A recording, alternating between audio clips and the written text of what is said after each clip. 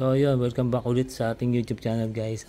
Today's video may tuturo ako sa inyo sigurado makakatulong sa inyo. Tala, di ba naglagay tayo ng mini driving light dito sa ating ADB 160. So may lumabas dito sa ating panel gauge. Pakita ko sa inyo.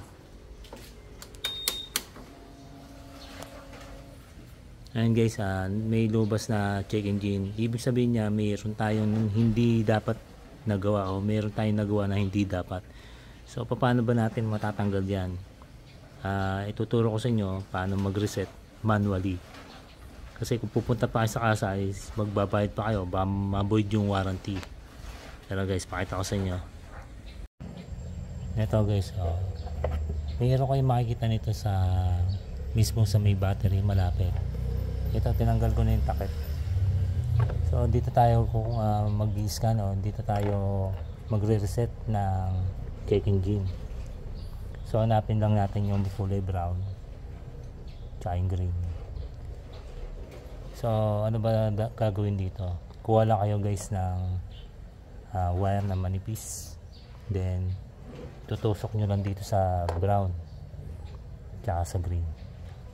Siguraduhin nyo lang guys yung brown tsaka green yung tutusukan nyo. So yun, bago natin gawin yung procedure, patayin muna natin itong gauge. Ayan. Then punta na tayo dito sa ating gagawin procedure. So ito guys, meron na tayong manipis na wire na naka parang ganyan, letter U. Tapos dito hanapin lang natin yung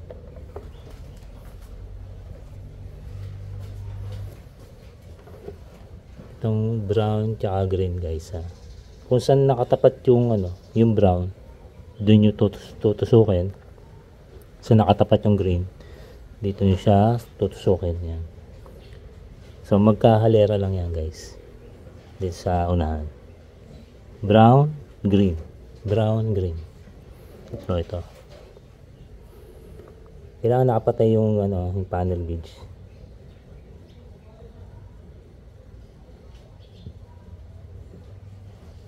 Siguraduhin nyo lang guys yung kulay green tsaka brown.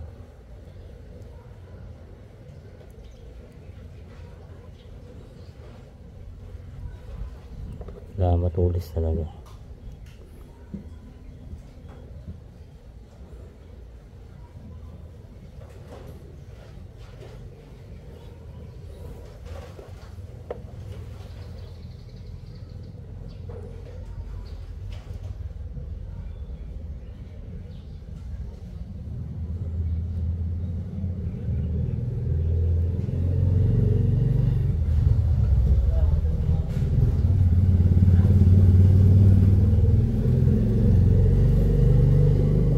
Ayan guys, naka tusok na.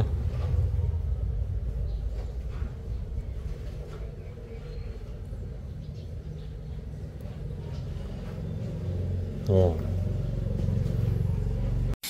So ayan, buksan natin yung panel gauge. Tingnan natin.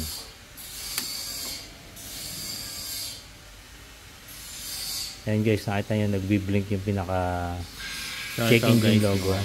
Hindi katulad ka na naka-steady lang siya. Yan gagawin natin. So, tatanggalin natin itong isang wire dun sa may green. Angat nyo lang siya ng konti. Angat nyo siya na hindi matatanggal yung kabila. Ayan. Dahan-dahan guys. Ba matanggal yung kabila. So ayan. Pagkaangat, sabay balik nyo agad yun sa green. Yan. Para nag on off lang kayo. So tara, tingnan natin.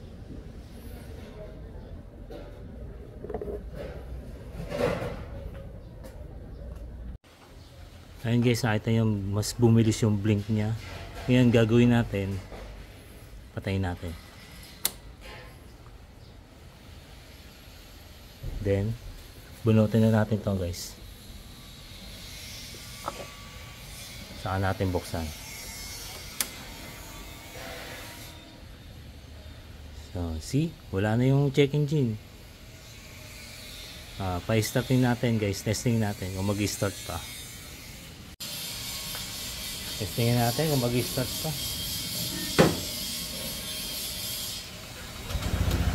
Ayun.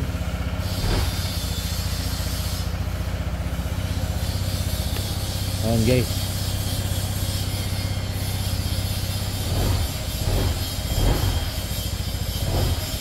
Ayos, wala na yung check engine na logo guys. Ganun lang pag manual reset guys.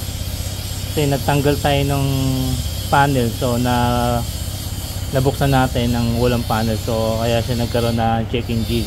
Sa mga nagbabaklas guys, minsan bubuksan natin yung susian ng walang gauge, kaya siya nagkakaroon ng check engine logo.